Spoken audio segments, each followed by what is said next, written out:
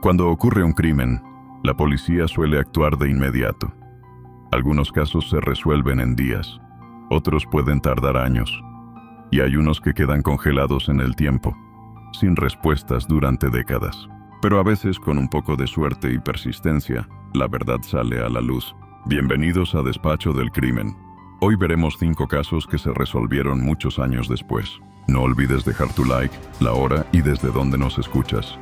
Nos encanta leerte. Empezamos.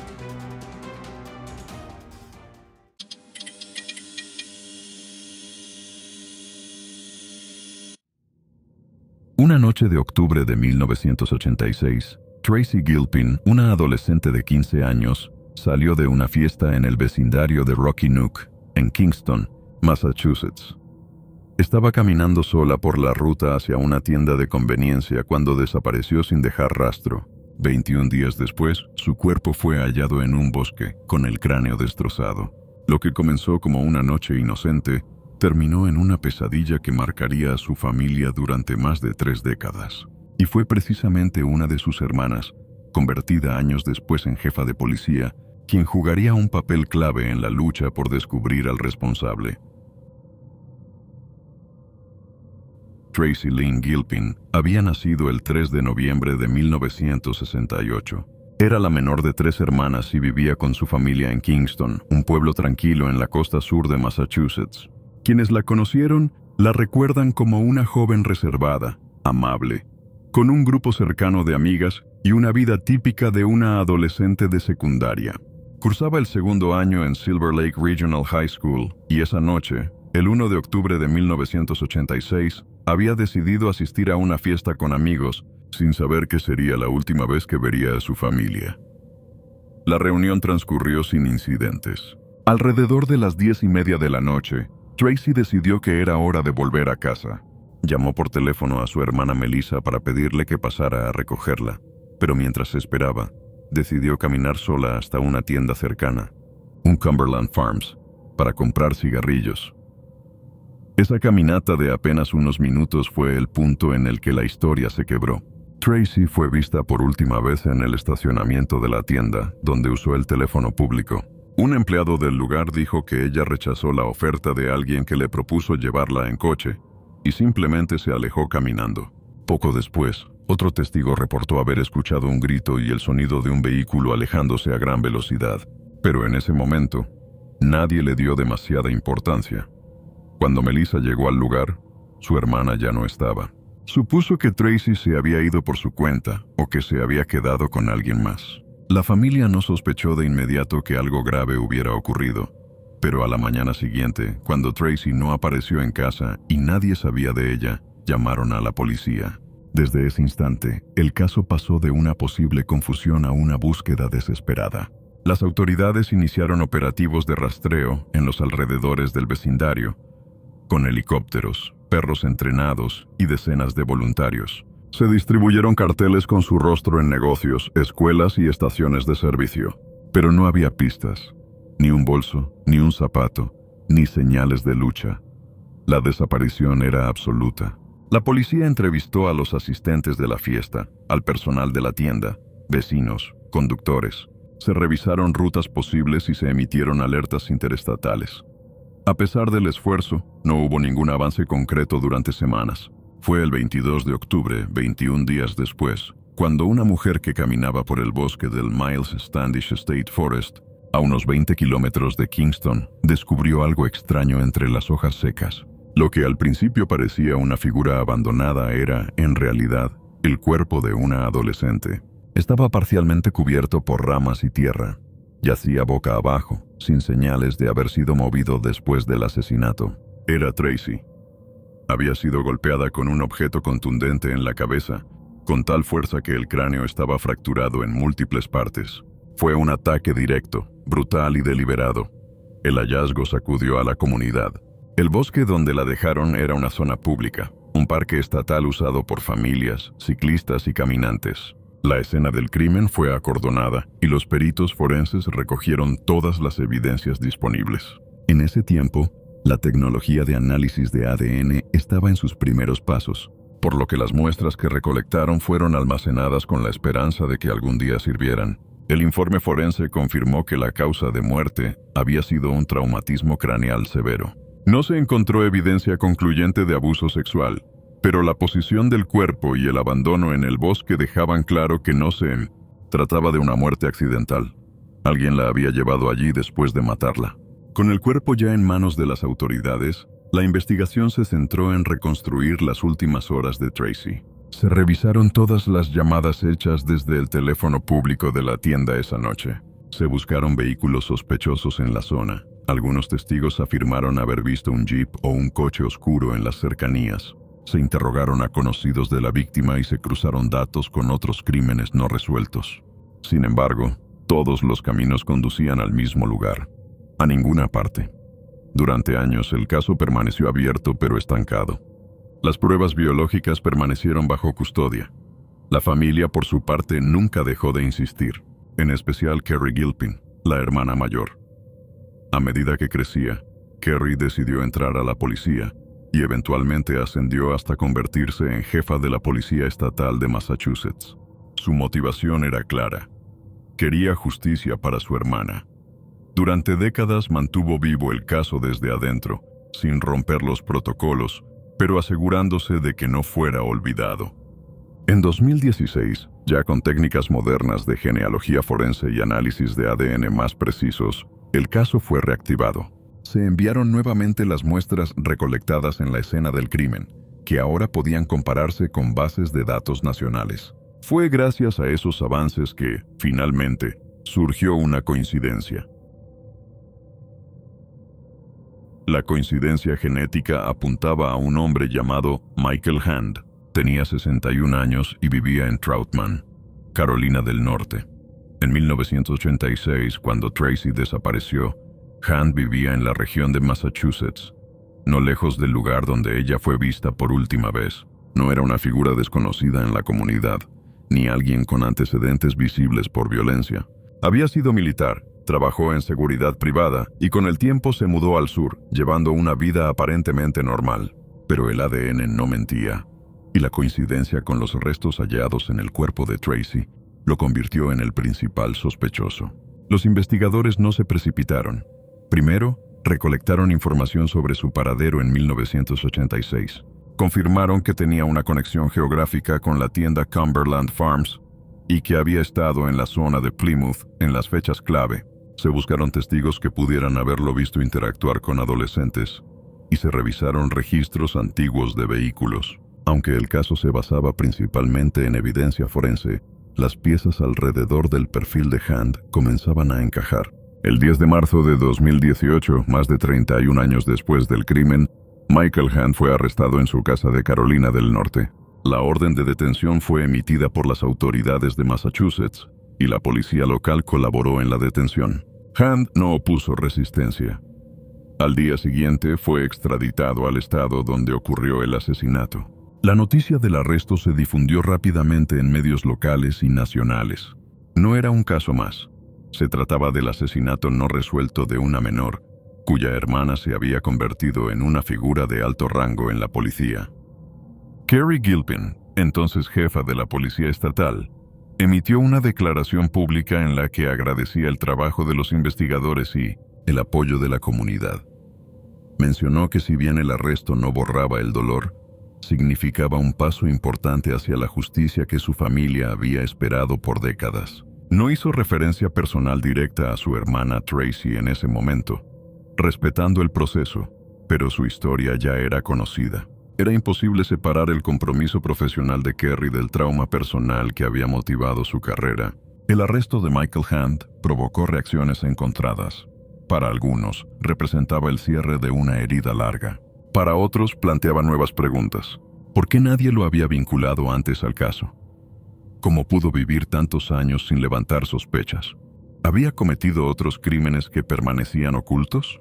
La policía revisó otros archivos de casos no resueltos en los que Hand pudiera haber estado implicado, pero hasta la fecha no se le ha vinculado formalmente con ningún otro asesinato. Durante las audiencias preliminares, Hand se declaró inocente. Sus abogados intentaron cuestionar la integridad de las muestras de ADN recolectadas en 1986, alegando posibles contaminaciones o errores en la cadena de custodia. Pero los análisis modernos eran claros y repetibles. La acusación tenía un caso sólido, al menos desde el punto de vista forense. También se reveló que algunas personas habían señalado a Hunt como alguien que rondaba la zona esa noche.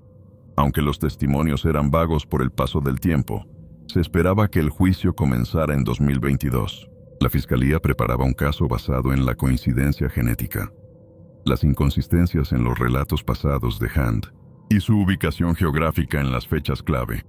No sería un juicio fácil. La defensa jugaría con el paso de las décadas, la falta de testigos directos y los vacíos naturales en la memoria colectiva. Pero cuando todo parecía avanzar hacia una resolución definitiva, ocurrió algo inesperado. En el año 2022, antes de que comenzara el juicio formal, Michael Hunt falleció. Tenía 65 años. Las causas de su muerte no fueron divulgadas públicamente, pero su fallecimiento cerró el proceso judicial antes de que un veredicto pudiera emitirse. Esto generó una mezcla de alivio y frustración en la familia de Tracy. Por un lado, la evidencia forense había señalado al asesino. Por otro, no habría confesión, ni juicio, ni condena formal. No habría una oportunidad de escuchar las razones, de ver a Hunt responder por lo que hizo, ni de mirarlo a los ojos en una sala de tribunal. La historia de Tracy Gilpin terminó así, con un nombre, una detención y una muerte antes de tiempo. Su caso no fue simplemente uno más en la larga lista de crímenes sin resolver. Se convirtió en un ejemplo de lo que la perseverancia puede lograr, de cómo la ciencia puede romper silencios antiguos y de cómo el compromiso personal puede transformar el dolor en acción. Kerry Gilpin, al hablar con los medios después del fallecimiento del sospechoso, reiteró lo que siempre había dicho, que su carrera había sido motivada por el amor a su hermana, que cada paso que dio como oficial tuvo como origen esa noche de octubre, cuando Tracy no volvió a casa. Hoy, la memoria de Tracy permanece viva en su familia, en su comunidad y en la historia reciente de la justicia criminal de Estados Unidos. Su caso ayudó a renovar el uso de tecnologías forenses para revisar archivos archivados, inspiró nuevas búsquedas en casos fríos y dejó una marca profunda sobre el impacto duradero que puede tener una pérdida violenta. Fue más que una víctima, fue una hermana, una hija, una amiga, y alguien que merecía ser recordada con toda su historia, no solo por cómo murió, sino por cómo su recuerdo siguió empujando la verdad, año tras año, hasta alcanzarla.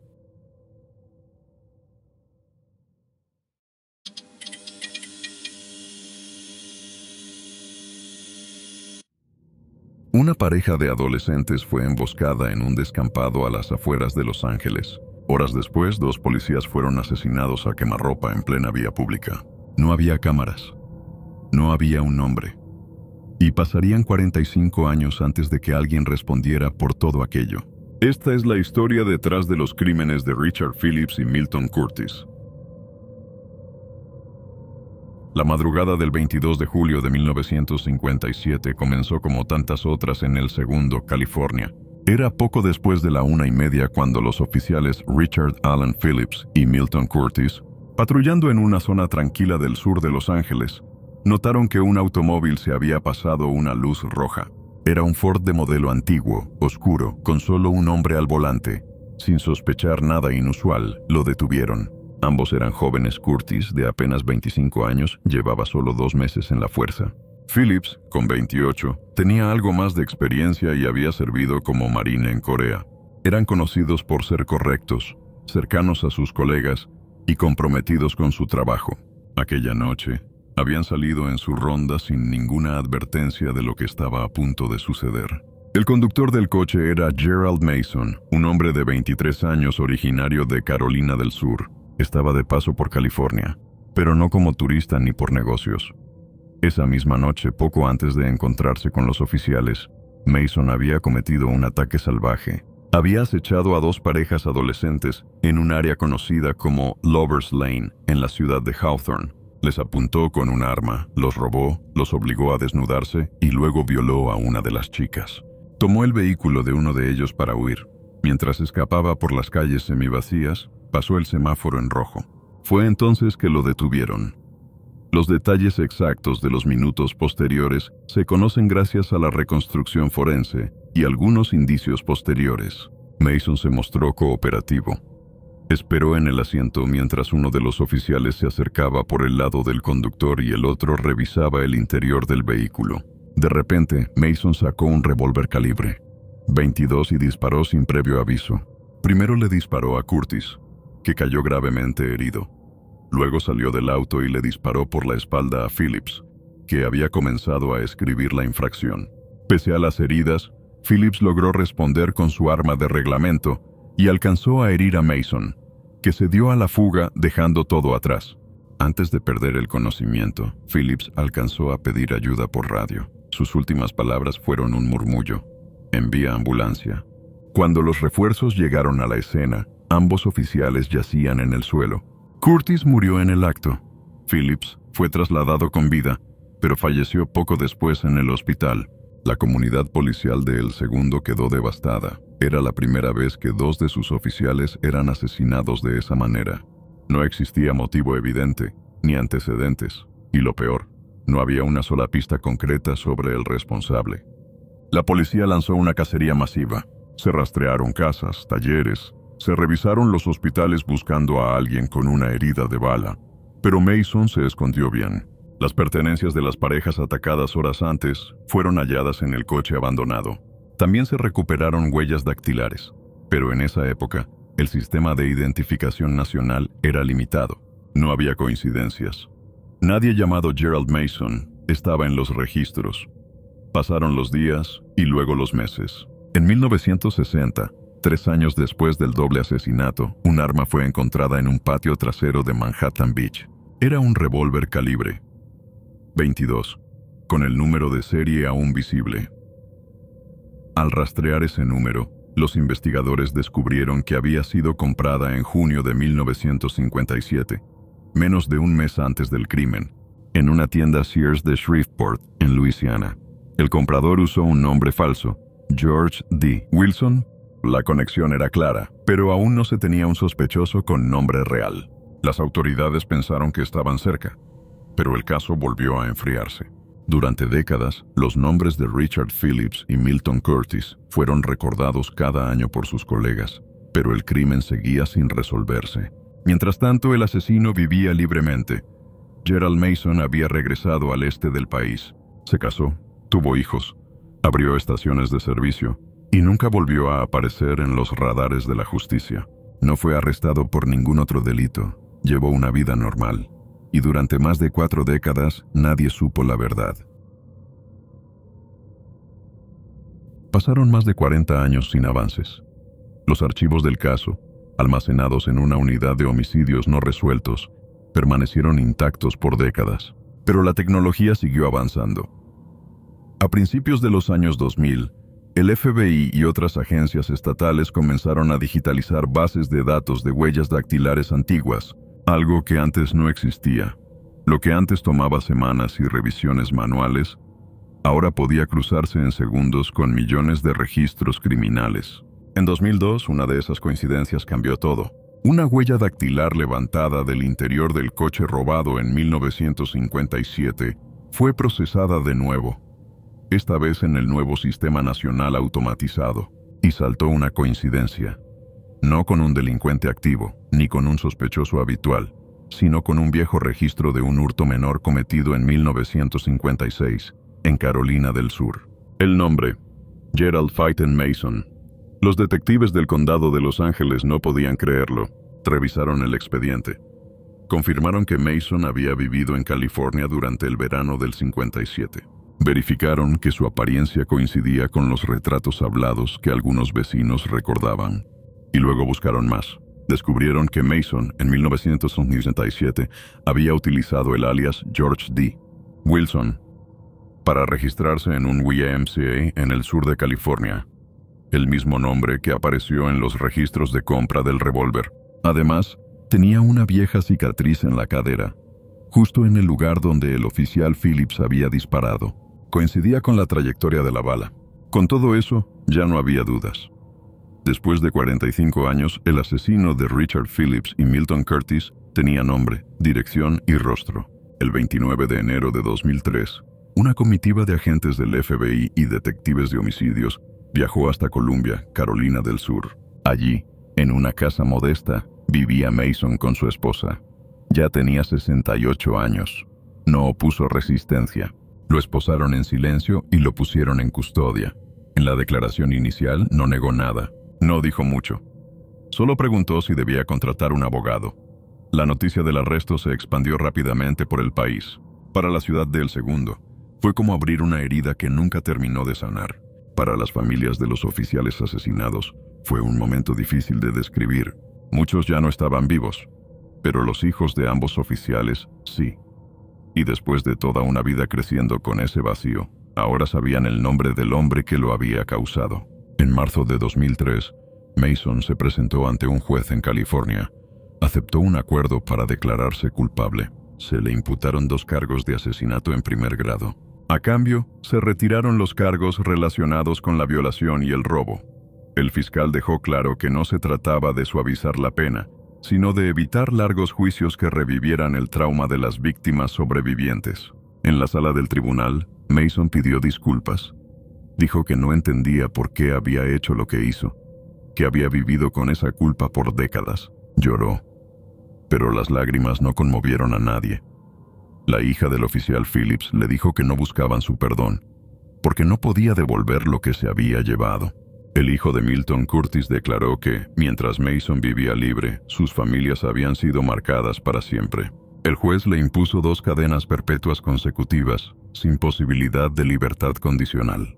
Fue enviado a una prisión estatal en California, aunque luego, por razones de salud, fue trasladado a Carolina del Sur, más cerca de sus familiares. Murió en prisión el 22 de enero de 2017, a los 82 años. Durante 45 años, Gerald Mason vivió sin ser confrontado por sus crímenes. Se casó, crió hijos, asistió a partidos escolares y formó parte de su comunidad. Nadie supo nunca que, una noche de julio de 1957, había matado a 2 oficiales por miedo a que descubrieran un crimen previo. Ni sus vecinos, ni su esposa, ni sus hijos. El asesinato de Richard Phillips y Milton Curtis fue uno de los casos no resueltos más antiguos en la historia de la policía de California en ser esclarecido. También fue una de las pruebas más claras de que, incluso cuando parece que todo está olvidado, la justicia puede volver a abrirse paso con una sola huella. Hoy, en El Segundo, los nombres de ambos oficiales figuran en el memorial a policías caídos. Sus historias se recuerdan no solo por cómo murieron, sino por la promesa que dejaron. Que no importa cuánto tiempo pase, alguien los buscará. Y no dejará de hacerlo hasta encontrar la verdad.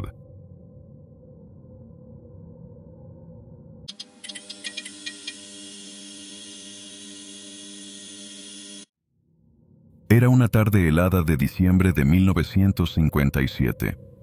Maria Ridulph, una niña de 7 años, desapareció de la calle cubierta de nieve en su tranquila localidad. Días después se encontraron sus restos en un bosque a 90 millas de distancia, sin entender quién se la llevó, por qué ni cómo. 50 años después alguien fue arrestado y luego liberado. Esta es la historia completa de Maria Ridulph.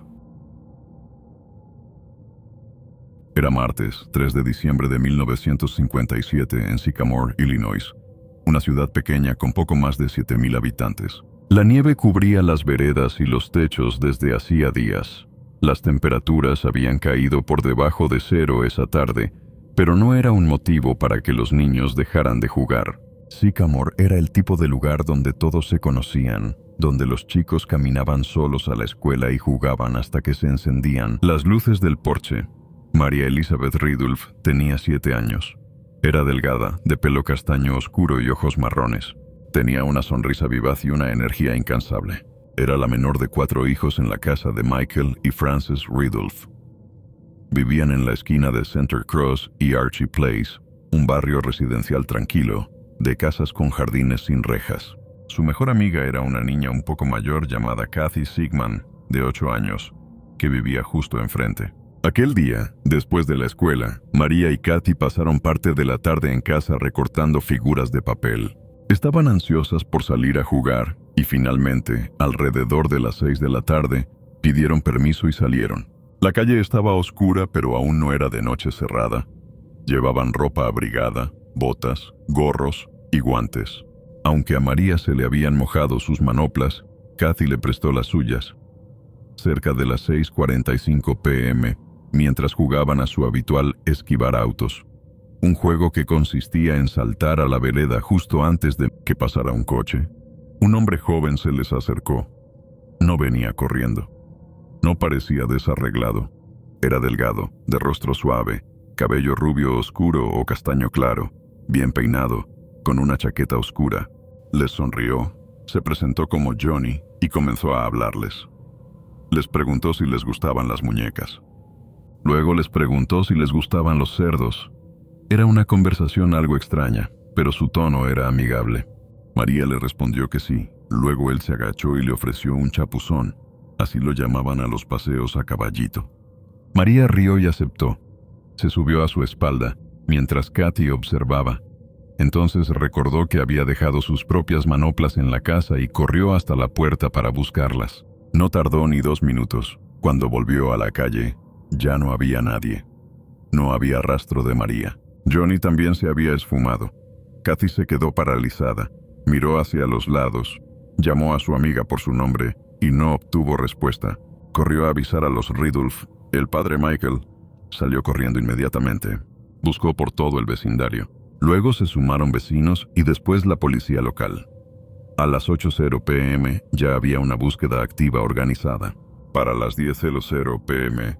se había informado a la policía estatal y a las autoridades del condado.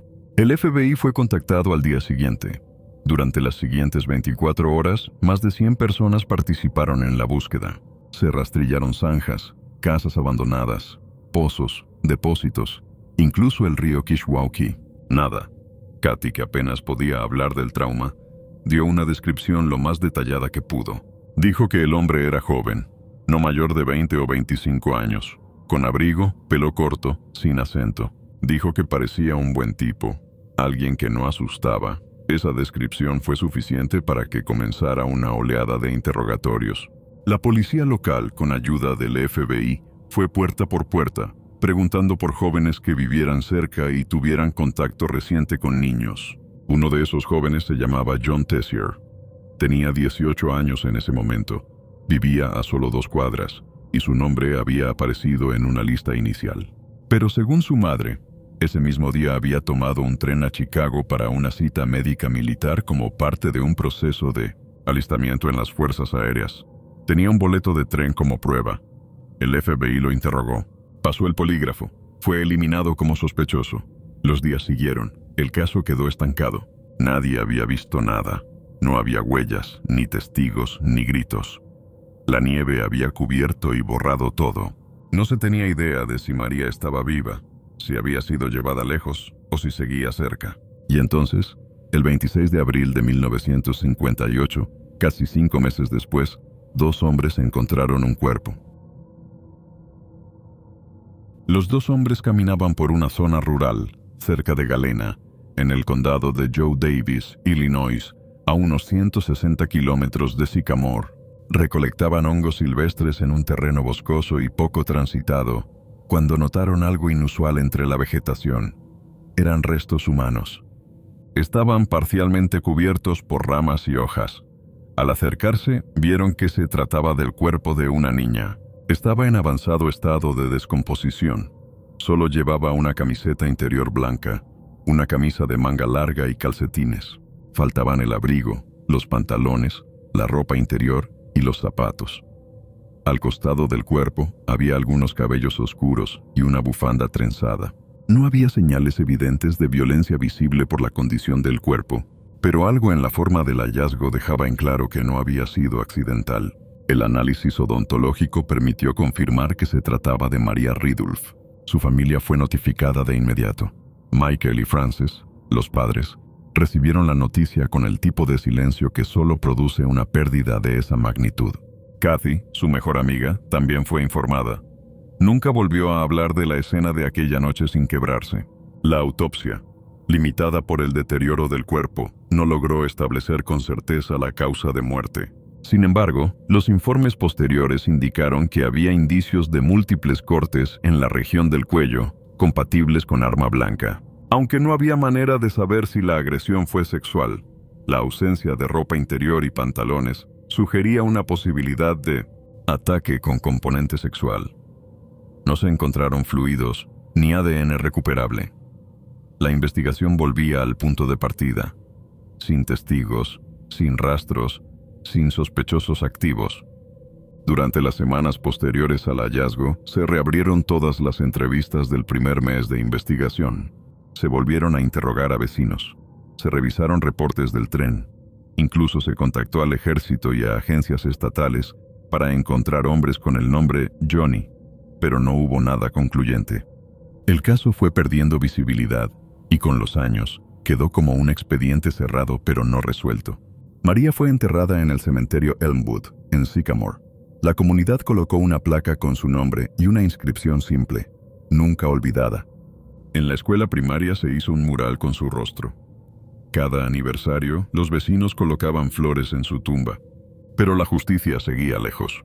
El tiempo pasó. La familia Ridulph siguió viviendo en el pueblo. La madre de María, Frances, envejeció con un dolor inalterable. Kathy Sigman creció, se casó, pero siempre fue reconocida como la última en verla. Jamás dudó de lo que vio, y aunque solo tenía 8 años cuando ocurrió, su recuerdo de Johnny se mantuvo intacto. Un joven delgado, amable, con una sonrisa suave y un modo tranquilo de acercarse. En 1994, algo cambió. Eileen Tessier, madre de John Tessier, aquel joven que había sido descartado como sospechoso en 1957, se encontraba en su lecho de muerte. Sus hijas, incluida Janet Tessier, estaban a su lado. Poco antes de morir, Eileen dijo algo que descolocó a su hija. John mató a la niña pequeña. Janet no olvidó esas palabras. Pasaron los años, pero el recuerdo quedó instalado como un zumbido constante. En 2008, Janet decidió actuar. Escribió un correo electrónico al departamento de policía de Sycamore, relatando lo que su madre había dicho. Les pidió que reabrieran el caso y que miraran de nuevo a John Tessier. Al principio, no fue tomado con seriedad, pero meses después, cuando un nuevo grupo de investigadores revisaba casos sin resolver, el dato llamó la atención, y comenzaron a tirar del hilo. John Tessier, que ahora usaba el nombre Jack McCullough, vivía en Seattle. Había tenido una vida aparentemente común. Sirvió en la Fuerza Aérea, fue oficial de policía, se casó, tuvo hijas y se jubiló. Pero detrás de esa fachada había cosas que no cuadraban. En 1957 había estado bajo sospecha, sí, pero el alibi que lo protegió, ese boleto de tren a Rockford, se convirtió ahora en el foco central. ¿Y si nunca había tomado ese tren?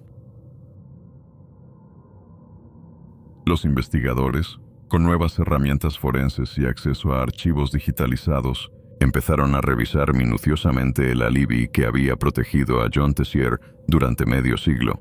En 1957, su madre había afirmado que él había tomado un tren desde Rockford hacia Chicago, el mismo día que desapareció María, para asistir a una entrevista con la Fuerza Aérea.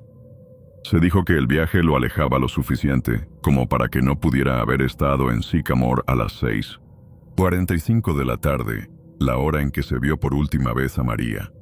Pero ahora los agentes examinaron más a fondo los horarios de los trenes de ese día.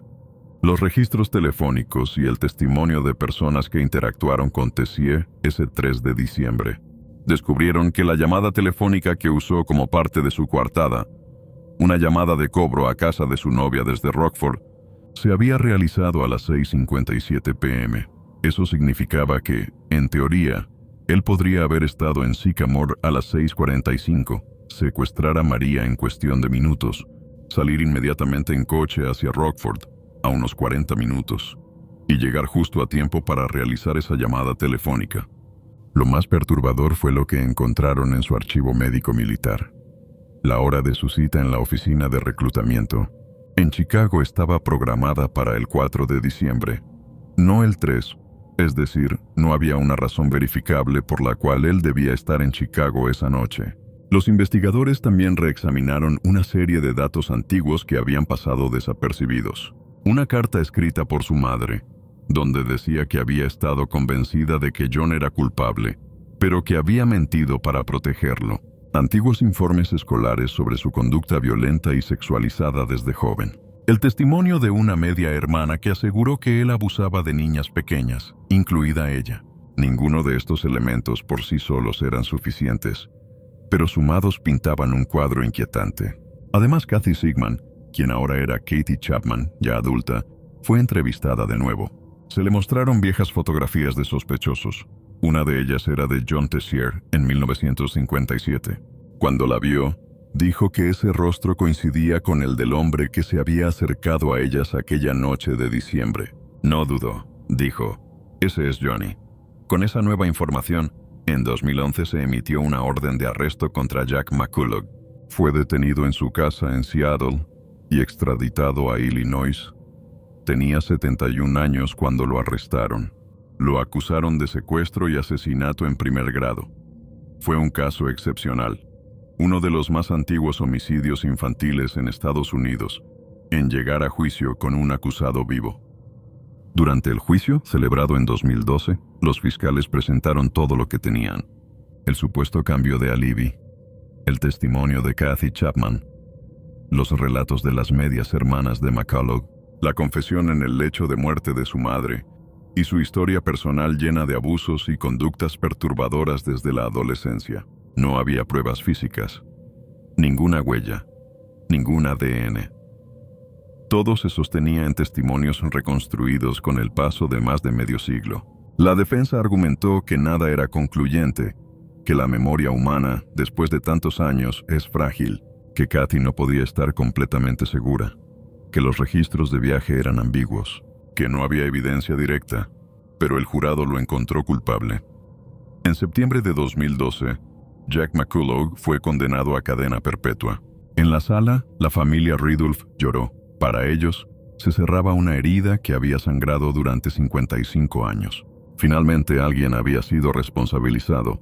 El caso se cerró oficialmente, pero la historia no terminó ahí. Después del veredicto de culpabilidad, Jack McCullough fue enviado a cumplir su cadena perpetua. Tenía 72 años. Sin embargo, la tranquilidad duró poco. En 2015, un nuevo fiscal estatal del condado de DeKalb, Richard Schmack, asumió el cargo. Como parte de su revisión de casos, comenzó a estudiar de forma independiente el expediente completo del caso Ridulph. Lo que encontró lo dejó perplejo. Schmack descubrió inconsistencias que hasta entonces no habían sido atendidas en profundidad. Una de las más importantes fue el análisis del registro telefónico. La llamada que McCullough había hecho desde Rockford ese día, una llamada por cobrar a la casa de su novia, se había efectuado a las 6:57 p.m. desde una cabina telefónica en la estación de Rockford. El fiscal concluyó que era imposible que McCullough hubiera secuestrado a María a las 6:45 en Sycamore y 30 minutos después estuviera en una estación de Rockford haciendo esa llamada. Pero eso no era todo. La Oficina de Reclutamiento Militar en Chicago tenía registros claros que situaban su cita para el 4 de diciembre, lo cual contradecía la suposición del fiscal original de que él habría estado viajando hacia allá la noche anterior. También se revisaron los registros del tren, y todo indicaba que su boleto sí era válido y su coartada, consistente.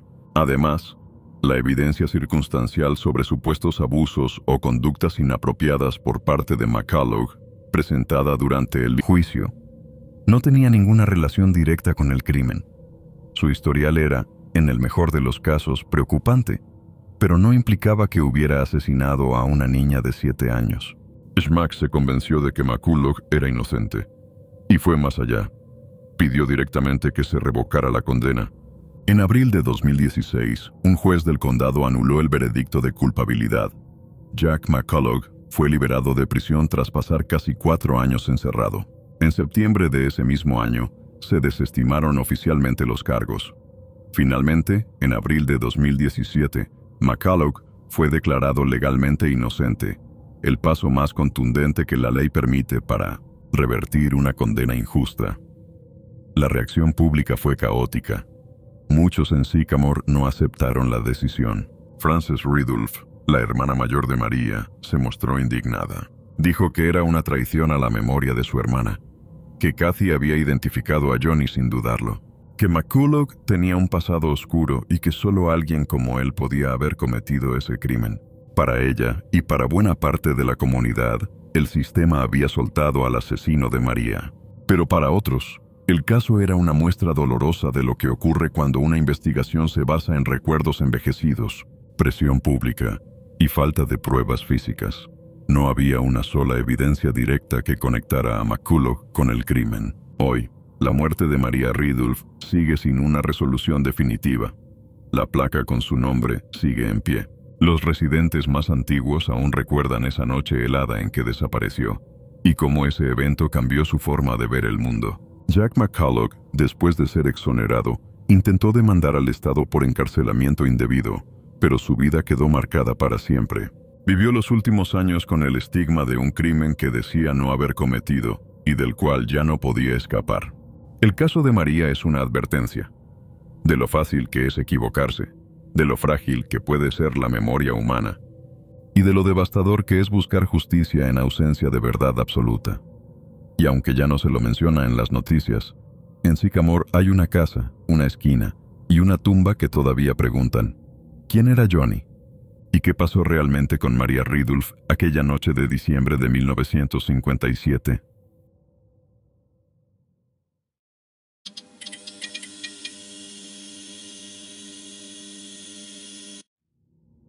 Estacionó su auto.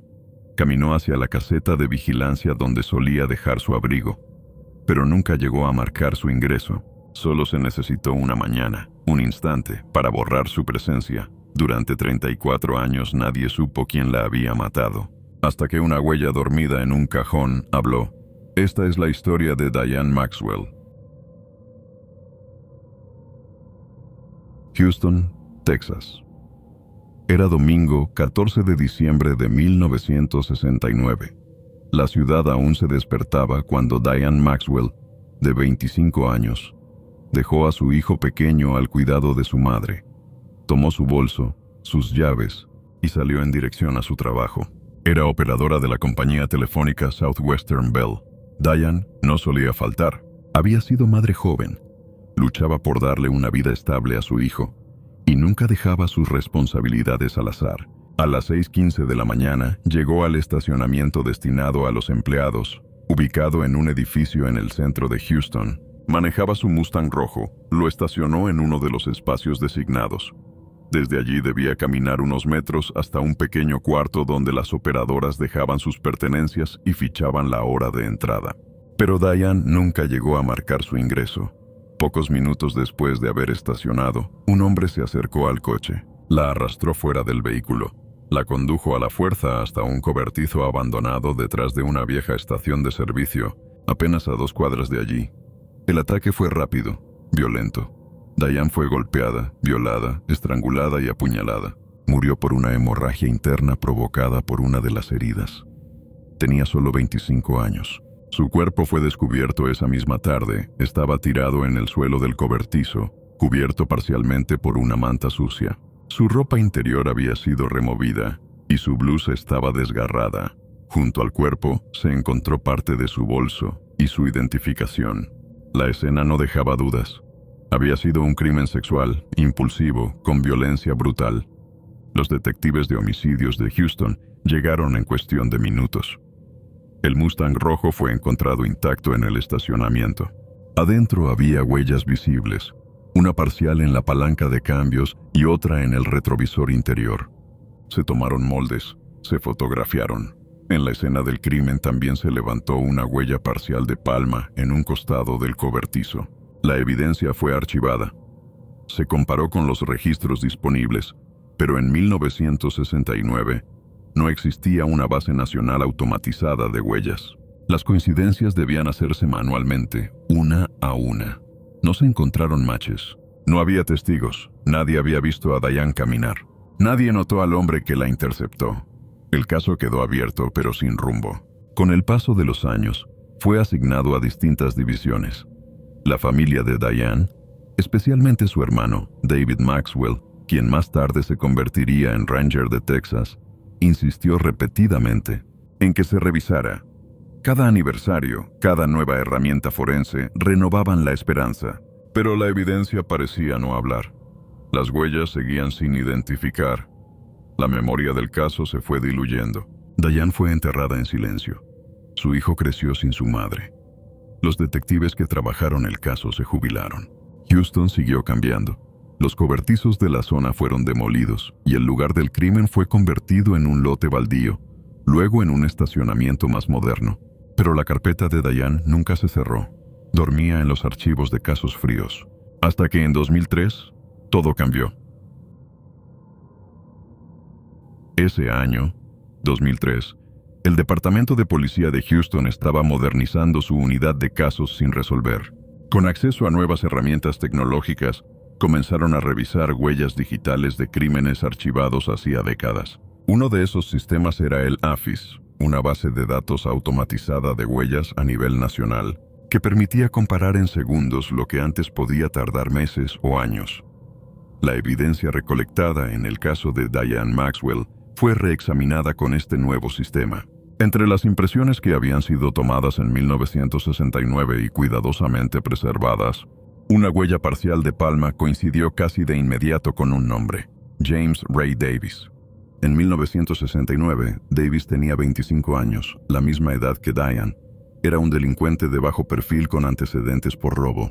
En el momento del crimen, acababa de salir de prisión. Había sido liberado apenas 9 días antes del asesinato. Nunca fue interrogado por la policía en ese entonces, ni estaba en el radar de los investigadores.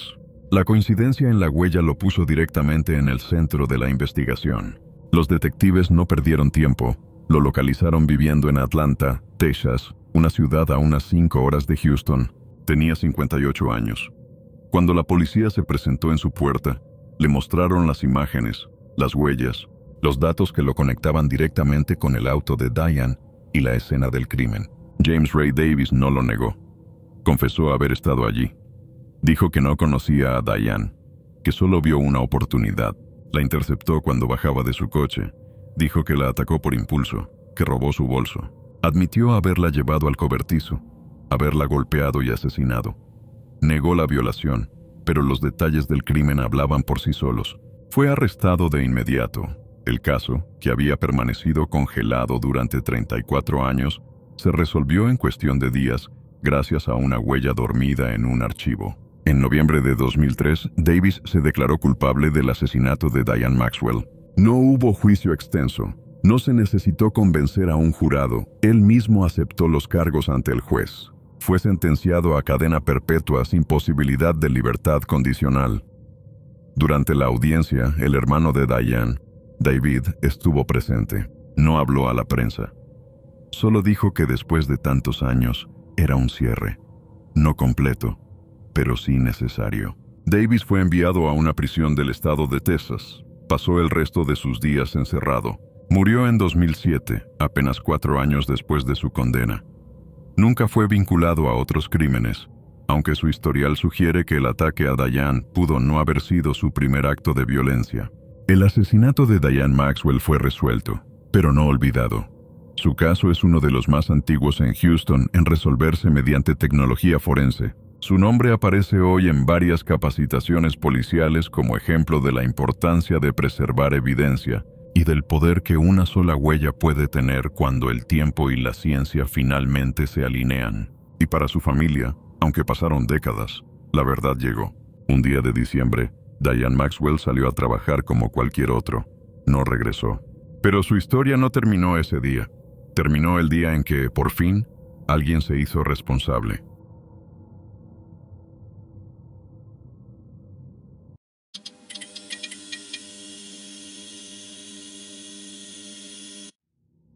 Fue un día cualquiera en un pueblo pequeño de Minnesota. Jacob salió a andar en bicicleta y desapareció sin dejar rastro. Durante casi 3 décadas, su familia y la comunidad vivieron una pesadilla interminable, sin respuestas, hasta que una confesión cambió todo. Esta es la historia de Jacob Wetterling. El 22 de octubre de 1989 amaneció con una brisa fresca y un cielo despejado en St. Joseph, Minnesota, un pequeño pueblo tranquilo en el condado de Stearns. Para Jacob Wetterling, un niño de 11 años, ese día comenzó como cualquier otro. Vivía con sus padres, Patty y Jerry Wetterling, y sus hermanos en una casa modesta en una zona residencial cercana a la escuela primaria del pueblo. La familia era normal, unida, dedicada. Jacob era un niño activo, que amaba andar en bicicleta, jugar con sus amigos y pasar tiempo con su familia. Esa mañana, Patty se despertó temprano para preparar el desayuno y alistar a sus hijos para la escuela y sus actividades diarias. Jacob estaba emocionado porque ese domingo planeaba salir con su hermano Trevor y un amigo llamado Aaron Larson a alquilar videos y luego dar un paseo en bicicleta por el vecindario. La tienda local de alquiler de videos era un lugar habitual para los jóvenes del pueblo. La cita era sencilla: divertirse, compartir un rato juntos y regresar a casa temprano. Jacob tomó su bicicleta roja y se despidió de su madre. Patty le recordó que debía regresar antes del anochecer y cuidarse. Él sonrió y prometió hacerlo. A media tarde, los tres niños llegaron a la tienda de videos y eligieron algunas cintas para llevar a casa. Era una rutina común y sin complicaciones. Luego, emprendieron el regreso pedaleando por las calles tranquilas y poco transitadas del vecindario. Cerca de las 8 de la noche, en la esquina de la calle que conducía hacia sus hogares, se encontraron con una camioneta. Dentro, había tres hombres que los observaron detenidamente. En cuestión de segundos, la camioneta se detuvo y los hombres bajaron armas. Sin previo aviso, les ordenaron que se bajaran de las bicicletas y se acostaran boca abajo en el suelo. El miedo paralizó a los chicos. Uno de los hombres se acercó a Jacob, lo separó de sus compañeros y lo amenazó con un arma de fuego. Lo obligó a subir a la camioneta mientras los otros dos, Trevor y Aaron, quedaron tirados en el suelo. Los amenazaron para que no miraran ni hablaran. Después de unos minutos, los dejaron ir sin mayores explicaciones. Jacob fue llevado lejos y nunca más se supo de él. Al día siguiente, los padres de Jacob notaron que no había regresado. La desaparición fue reportada inmediatamente a la policía. Lo que siguió fue una búsqueda masiva y desesperada. Equipos de rescate, policías, voluntarios, familias enteras de St. Joseph y pueblos vecinos se organizaron para buscar a Jacob en bosques, ríos, caminos rurales y terrenos abandonados. Durante semanas se usaron perros rastreadores y helicópteros para cubrir la mayor área posible. Se entrevistaron a decenas de personas, pero no hubo señales claras. En los días posteriores, el miedo y la angustia se apoderaron del pueblo. La prensa nacional comenzó a interesarse en el caso. La familia Wetterling apareció en varios programas para pedir ayuda y mantener el caso vigente. La desaparición de Jacob se convirtió en un símbolo de la vulnerabilidad de los niños y de la necesidad urgente de mejorar la protección y vigilancia. La investigación se enfrentaba a un obstáculo fundamental: la ausencia total de pruebas sólidas y la escasez de testigos confiables.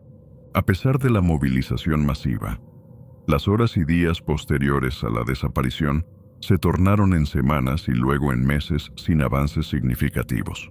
El Departamento de Policía de St. Joseph, junto con el FBI, desplegó recursos sin precedentes para un caso de desaparición infantil en un pueblo pequeño. Se entrevistó a cientos de personas: vecinos, comerciantes, maestros, amigos y familiares. Sin embargo, ninguno pudo aportar información útil sobre los hombres en la camioneta o el paradero de Jacob.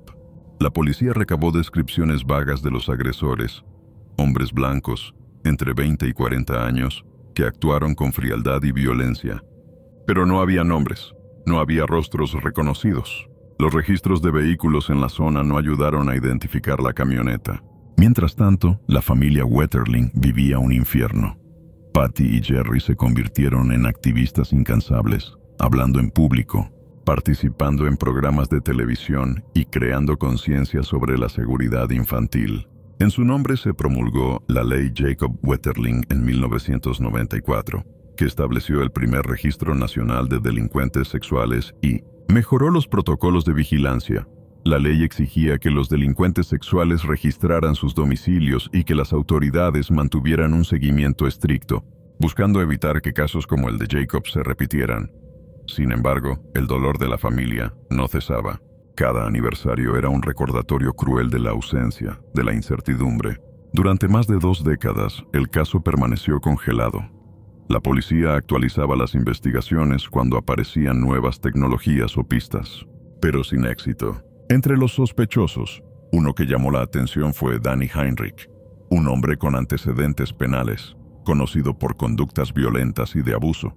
Vivía cerca de St. Joseph y había estado bajo vigilancia policial por otros delitos. En 2015, los avances en ADN y bases de datos nacionales permitieron a los investigadores conectar muestras de evidencia recogidas en la escena del crimen con Heinrich. Se le arrestó bajo sospecha de secuestro y asesinato. Durante los interrogatorios, Heinrich mantuvo su inocencia inicialmente, pero ante la presión de la evidencia, accedió a colaborar.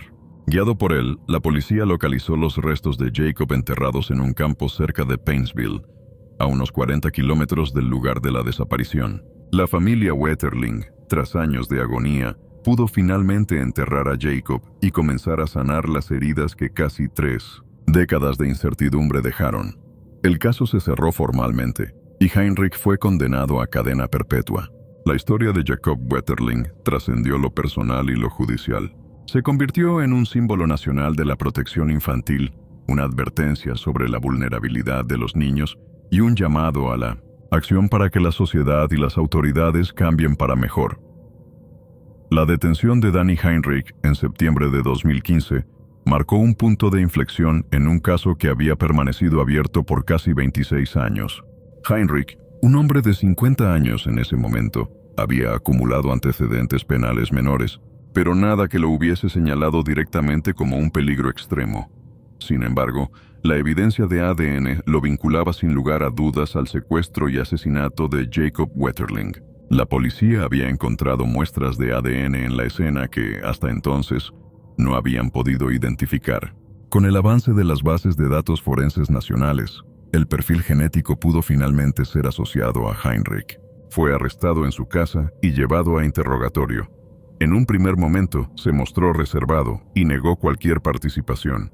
Sin embargo, la presión y la acumulación de pruebas hicieron que eventualmente accediera a cooperar con los investigadores. Como parte de un acuerdo con la fiscalía, Heinrich confesó ser responsable del secuestro y asesinato de Jacob. Aunque nunca reveló completamente el lugar donde había ocultado el cuerpo, colaboró para guiar a la policía hasta el sitio donde Jacob había sido enterrado. Este lugar se encontraba en un campo a las afueras de Paintsville, a unos 40 kilómetros del sitio de la desaparición.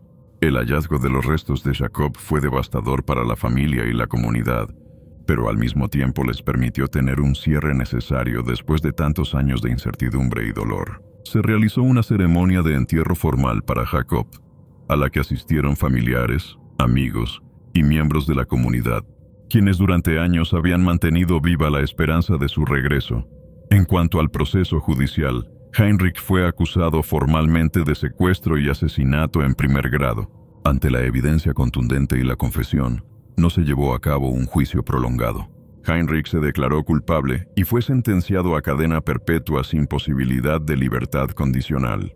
Durante el proceso, los testimonios de familiares y expertos mostraron el impacto que este crimen tuvo en la legislación estadounidense. La ley Jacob Wetterling, promulgada en 1994, fue una de las primeras en implementar un registro nacional de delincuentes sexuales, buscando prevenir futuros crímenes similares. La ley estableció protocolos más estrictos para la supervisión y vigilancia de personas con antecedentes por delitos sexuales. El caso también influyó en la creación de leyes federales adicionales que regulan la publicación de información sobre delincuentes sexuales y fortalecen las medidas de protección a menores. Tras su sentencia, Heinrich permaneció recluido en una prisión estatal de Minnesota.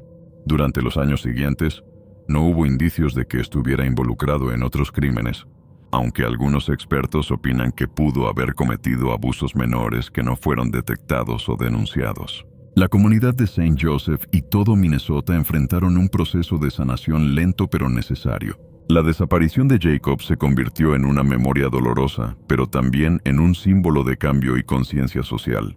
Patty Wetterling, la madre de Jacob, continuó su activismo, ayudando a otras familias afectadas por desapariciones y crímenes, y promoviendo la educación sobre seguridad infantil.